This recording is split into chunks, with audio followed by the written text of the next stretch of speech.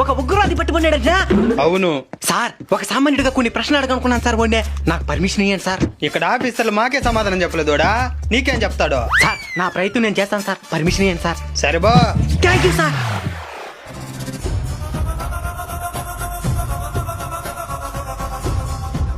తినేవా? పెడితేనే తినేదానికే. ఆకిలే తుపాకులు బాంబులు తిను. ఇప్పుడు అర్థమైందా? ఆకలి ముందు నువ్వు నేను అందరూ సమానమే. దాన్ని చూసి నేర్చుకో. జాబ్కి వెళ్ళి కష్టపడి పనిచేసి జీతం తీసుకొని ఉండవా? నై పెళ్ళాం పిల్లగాలు ఉండారా? నై ఈఎంఐలు ఏమైనా కడుతున్నావా? నై కట్టుంటే కష్టం తెలుసుంటదే. పని పాట లేకుండా ఖాళీగా ఉండేది మనుషులు చంపేది. అసలు మీకు మనుషులను చంపని చెప్పి ఎవరు చెప్పినారు? దేవుడు మిమ్మల్ని చంపడానికి నన్ను పుట్టించాడు. దానికి సపరేట్ గా నిన్ను పుట్టించేది దానికే.